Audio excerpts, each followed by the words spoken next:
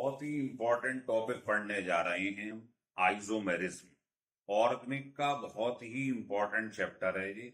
देखिए ढंग से आइसोमेरिज्म में पहले हम ये समझेंगे कि आइसोमर क्या होगा। तो देखिए, जैसे मान लीजिए ये आपके पास एक एल्कोहल, दो कार्बन। अब इसको अगर मान लो इसी दो कार्बन को मैंने ऐसे लिख दिया, तो आप ये देखोगे इन दोनों की ये OH है और ये O है, इसमें हाइड्रोजन बॉन्डिंग हो रही है, इसमें नहीं हो रही। इसका मतलब इसका MP VP सॉल्युबिलिटी सब ज्यादा होगा। इस दोनों की फिजिकल केमिकल प्रॉपर्टी क्या होंगी, अलग होंगी, लेकिन मॉलिक्यूलर फार्मूला देखिए इसका क्या है और इसका भी यही। दोनों का मॉलिक्यूलर फार्मूला सेम है, तो आप कहोगे ये दोनों आइसोमर। तो substance which differ in chemical and physical property, ये दोनों के दोनों जो हैं इनकी फिजिकल और केमिकल प्रॉपर्टी अलग अलग है, लेकिन मॉलिक्यूलर फार्मूला दोनों का सेम है, but having the same molecular formula, इसे बोलते हैं आइसोमर। और ये फिनोमेनन कहलाता है आइसोमेरिज्म। तो पहले तो आइसोमेरिज्म की डेफिनेशन समझ लीजिए। अब दो टाइप की होती है आइसोमेरिज्म। पहला होता है स्ट्रक्चरल या कॉन्स्टिट्यूशनल आइसोमेरिज्म और दूसरा होता है स्पेस या स्टीरियो आइसोमेरिज्म, है ना। एग्जाम्पल कितना है आपको, स्टार्टिंग कर रहे हैं तो पहले तो आइसोमर का मतलब समझ गए हम। ये आइसोमर क्यों है, क्योंकि मॉलिक्यूलर फार्मूला दोनों का सेम है, लेकिन फिजिकल और केमिकल प्रॉपर्टी दोनों की अलग है ना। इसमें हाइड्रोजन बॉन्डिंग है, इसमें नहीं। ठीक है, अब हम स्टार्ट करने जा रहे हैं। पहला लिखो स्ट्रक्चरल आइसोमेरिज्म। ढंग से समझना एक एक करके। स्ट्रक्चरल आइसोमेरिज्म तब अराइज होती जब कार्बन का स्केलेटन चेंज हो जाता। तो लिख लें, it arises when difference of atoms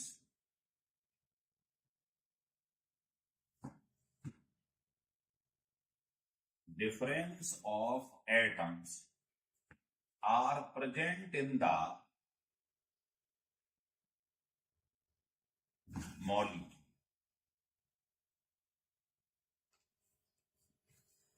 जब एटम का आप देखोगे डिफरेंस आ जाता। अब एटम आप कहेंगे क्या एटम, ये कार्बन एटम भी हो सकती, ये फंक्शनल ग्रुप भी हो सकता है,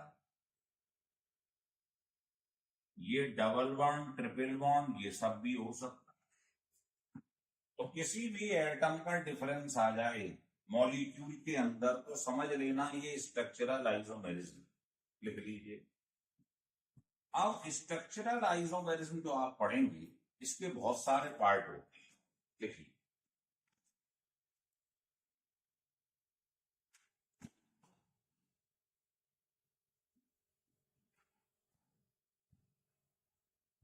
देखिए स्ट्रक्चरल आइसोमेरिज्म जो है, लिखो देयर आर डिफरेंट टाइप्स।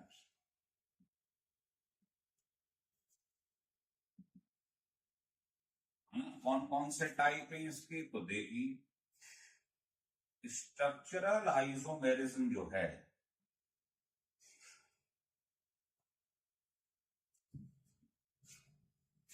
इसका पार्ट होता है पहला चेन आइसोमेरिज्म। इसको न्यूक्लियर आइसोमेरिज्म भी कहते हैं, इसको स्केलिटन आइसोमेरिज्म भी कहते हैं, कई सारे नाम। दूसरा होता है पोजीशन आइसोमेरिज्म। तीसरा होता है फंक्शनल आइसोमेरिज्म।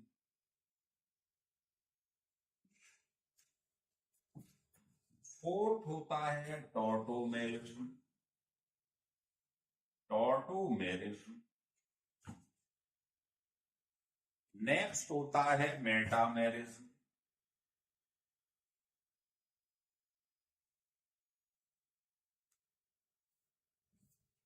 तो चेन पोजीशन फंक्शनल टॉटोमेटा। लास्ट होता है रिंग चेन आइसोमेरिज्म। तो ये 6 टाइप हैं स्ट्रक्चरल आइसोमेरिज्म। तो एक एक करके हम पढ़ेंगे, है ना। तो पहले हेडिंग डाल दीजिएगा चेन या न्यूक्लियर आइसोमेरिज्म।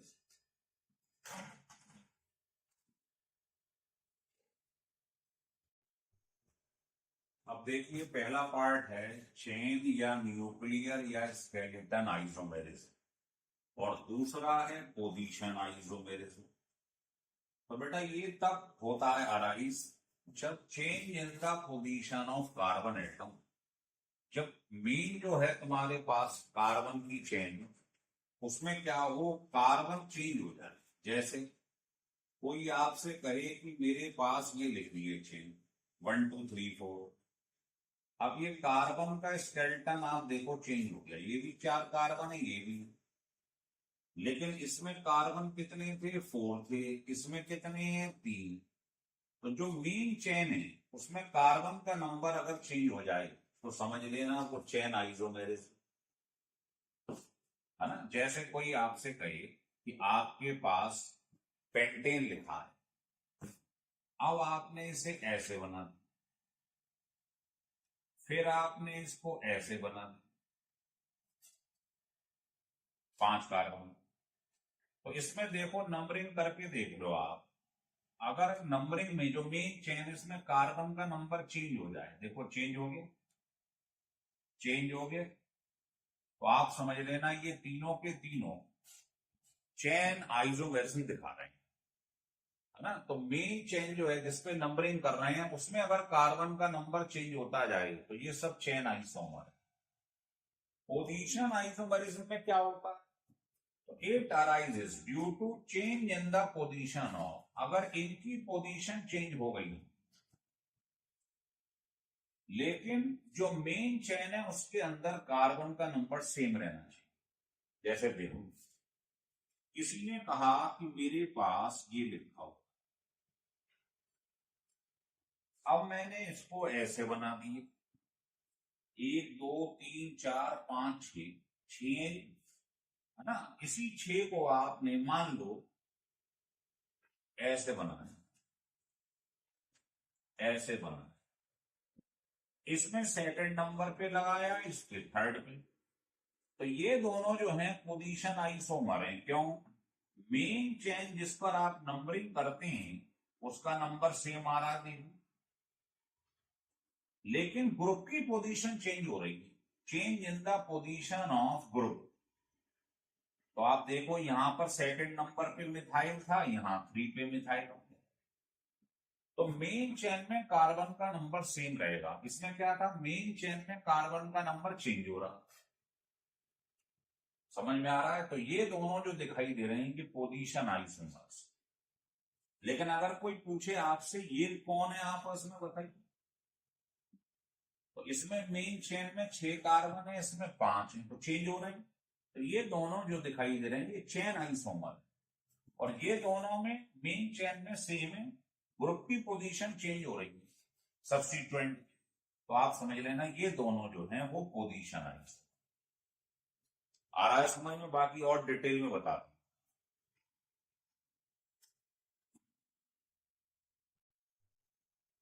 देखिए तो पहला एग्जाम्पल हम ले रहे हैं पेंटेन।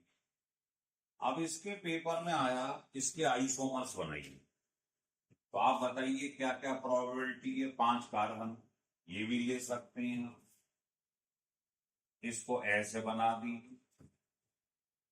ऐसे बना दी, तो 3 प्रोबेबिलिटी है। अगर सीधी चेन हो जाए तो इसको नॉर्मल कहते हैं, 5 कार्बन एन पेंटेन। अगर आपको सेकंड नंबर पे एल्काइल दिखाई दे जाए, ये वाला सेटअप, तो कहलाता है आइसो। और टोटल कार्बन कितनी है 5, तो आइसोपेंटेन। और ये वाला अरेंजमेंट कॉर्नर में दिखाई दे जाए तो कहलाता है नी। 5 कार्बन है पेंटेन, तो इसके 3 आइसोमर बन गए। और बताइए क्या प्रोबेबिलिटी हो सकती है इसके अंदर, अगर आपको लग रहा है तो बताइए।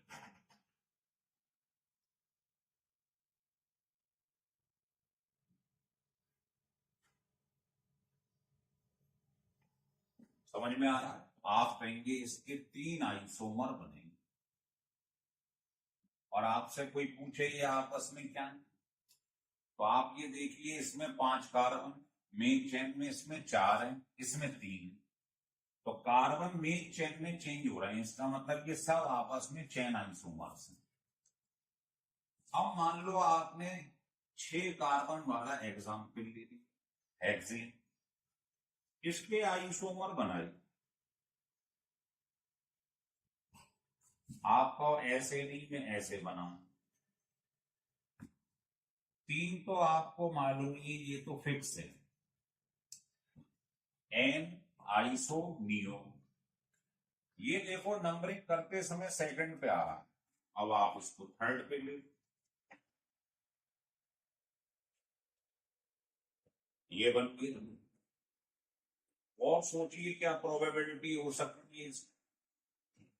तो ये जो भी बन रहे हैं आपके पास में, वो कैसे उस बनाए जाते हैं उसका मैं आपको एक शॉर्टकट की बताने वाला हूं इसके बाद।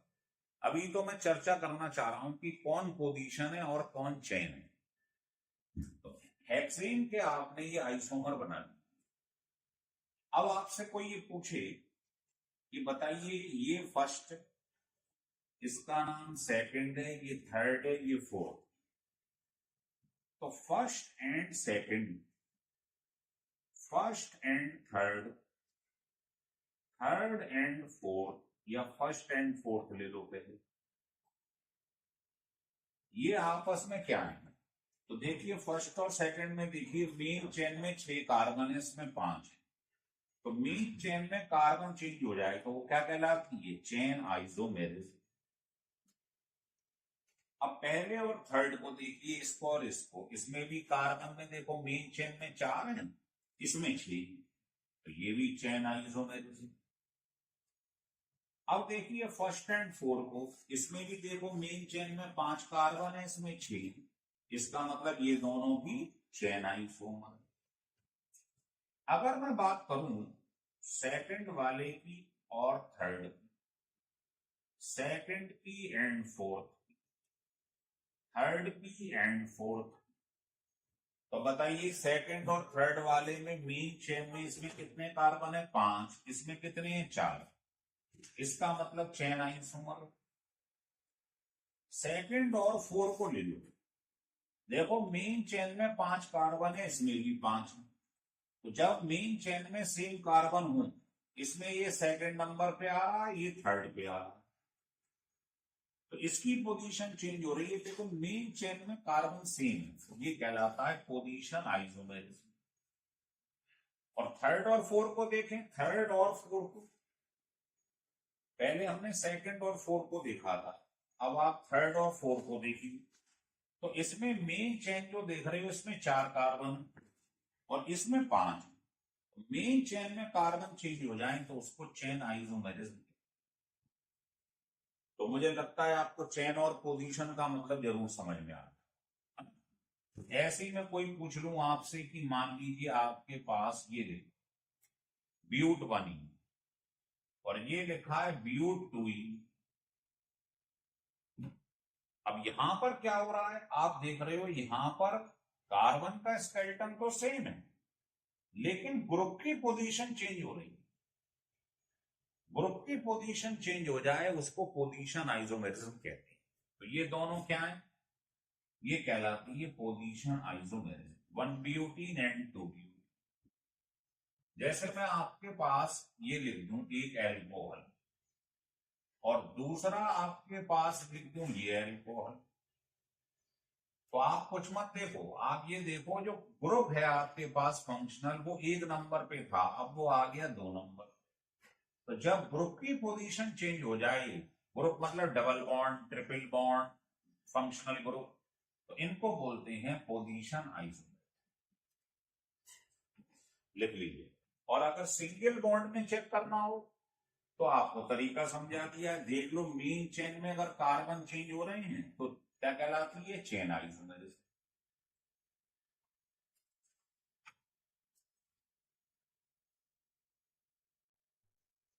देखिए शॉर्टकट की ये है कि अगर आपको नंबर ऑफ कार्बन एन मान लो गिवन है तो आप आइसोमर कैसे निकालेंगे। तो 1 2 3 यहां तक के तो आइसोमर निकलते ही नहीं। क्यों नहीं निकलते। अब आपसे कोई पूछे कि मीथेन का आइसोमर बनाओ तो बताओ क्या कार्बन स्केलेटन चेंज कर पाओगे एक ही कार्बन। मान लो इथेन का बनाओ, नहीं बना सकते। प्रोपेन नहीं बना पाओ। भाई 3 कार्बन को और कैसे लिख दोगे, ऐसे थोड़ी लिख दोगे, बात तो एक ही। ये 3 कार्बन, ये भी 3, तो 1 से 3 कार्बन तक के आइसोमर नहीं बनते। ये जैसे हैं वैसे ही रहेंगे, आइसोमर नहीं बने। एक कंपाउंड है वैसे ही रहे। कोई पूछे इसका आइसोमर क्या है, ये ऐसे ही रहेगा, बनेगा ही। इसके कितने, ये ऐसे ही रहेगा, एक ही रहे, एक ही रहे।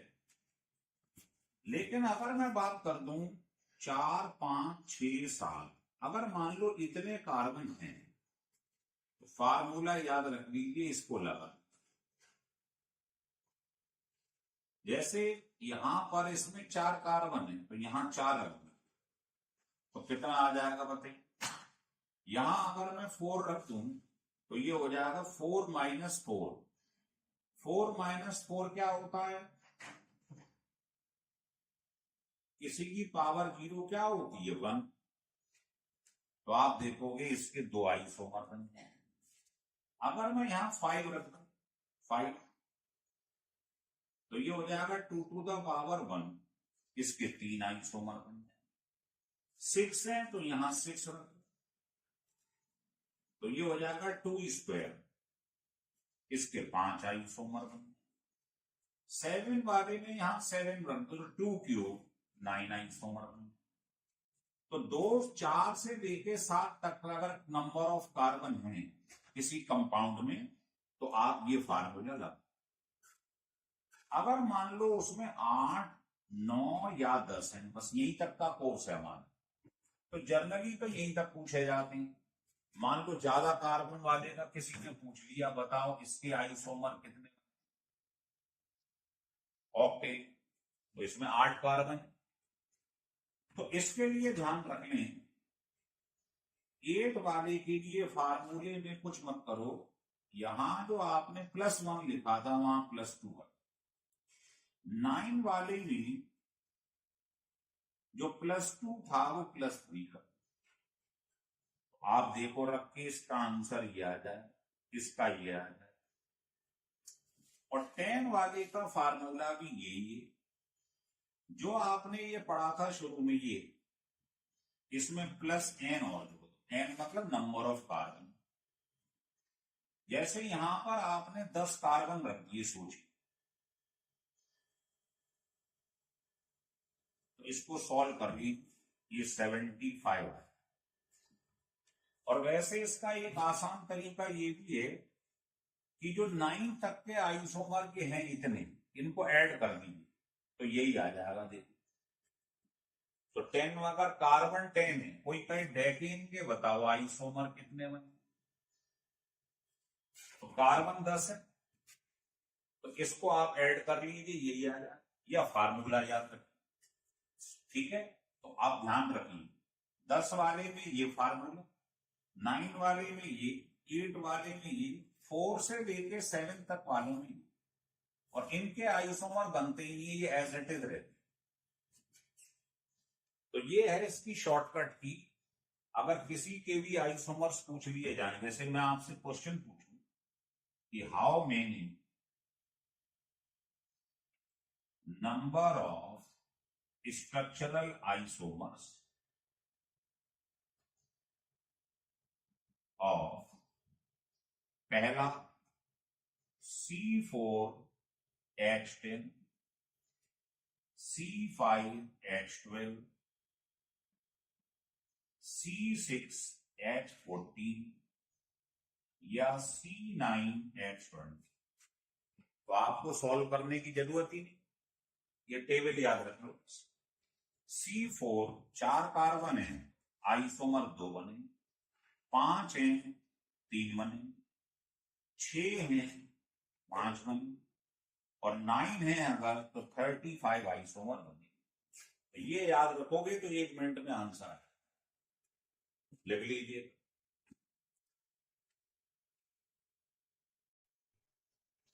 देखिए अगला एग्जाम्पल मान लीजिए मैंने ये ले, अभी तक जो समझा रहे थे शॉर्टकट में, वो हमने आपको बताई थी एल्केन्स के लिए, सिंगल बॉन्ड के लिए।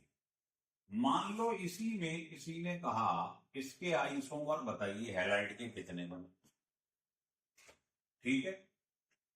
तो आपका तरीका क्या है, सबसे पहले आप क्या करें कि इसमें से इसको हटा दीजिए, तो बताओ ये क्या है, C4H9। तो C4H9 आप कैसे कैसे लिख सकती हैं बताइए, आपको सिखाया गया है। ऐसे भी लिख सकती हैं, ऐसे भी लिख सकते, ये 2 ही तरीके से लिख सकते हैं आप। तो C4H10 के बताए थे 2 आइसोमर बन। अब सवाल ये, इसमें यहां पर ये लगा हुआ है Cl, तो Cl जो आपको लगाना है तो आपको ये देखना पड़ेगा, ये जो लिखा हुआ है पहले इसको ले लेंगे, इसमें Cl लगने की प्रोबेबिलिटी कितनी है। देखो अगर मैं यहां लगा दूं नंबर 1 पोजीशन पे Cl, या यहां लगा दूं तो बात तो एक ही भाई, यहां से चलूंगा Cl लेके तो क्या बन जाएगा 1 क्लोरोब्यूटीन, इधर से स्टार्टिंग करी Cl लगाया तो भी C, तो एक ही आइसोमर बनेगा, यहां लगाओ या यहां लगाओ। ऐसे ही यहां लगा दो या यहां लगा दो, इधर से ये भी सेकंड पोजीशन पे, ये भी Cl को लगा, बात सीमेंट है ना। जैसे मैं आपसे ऐसे कहता हूं Cl यहां लगाए और Cl इस पोजीशन पे लगाए, तो ये 2 ही प्रोबेबिलिटी तो है Cl लगाने की। भाई इस पे लगाओ इस पे लगाओ बात एक ही, इस पे लगाओगे इस पे लगाओगे बात एक ही, इस पे लगाओ या इस पे लगाओ, तो 2 आइसोमर तो ये बन गए। इसमें कितनी प्रोबेबिलिटी है देखें जरा, देखो इधर लगाओगे तो नंबरिंग इधर से स्टार्ट हो गई 1 2 3, इधर से करो बात एक, इधर से करो बात एक। भाई इधर Cl लगाओगे तो यो नंबरिंग करो, इधर लगाओगे इधर से नंबरिंग हो। अगर मैं इसको ऐसे लिख दूं, मान लो, या मैं ऐसे लिख दूं और या ऐसे लिख दूं, तो बात तो एक ही है ना, यहां लगा लो यहां लगा लो या यहां लगा लो, बात एक ही। नंबरिंग करो 1 2 3, नंबरिंग करो 1 2 3, नंबरिंग करो, यहां से Cl तो सबका नाम सेम है, तो यहां यहां यहां सेम पोजीशन है, कहीं से भी नंबरिंग कर, एक ही कंपाउंड बने। लेकिन यहां अगर आपने Cl लगा दिया बीच वाले पे तो अलग चीज बनेगी, आप जानते हो। देखो मान लो Cl आपने यहां लगा दिया तो ये बन जाएगा क्या 1 2 3, तो Cl 2 नंबर पे आ जाएगा। इसका मतलब ये तीनों पोजीशन एक ही, कोई भी एक बना लो बना लो, और एक प्रोबेबिलिटी ये दोनों डिफरेंट, तो 2 आइसोमर ये बन गए 2 ये बन गए, तो आप कहोगे इसके जो है वो 4 आइसोमर टोटल बनेंगे। हो रहा है क्लियर, लिख लीजिए।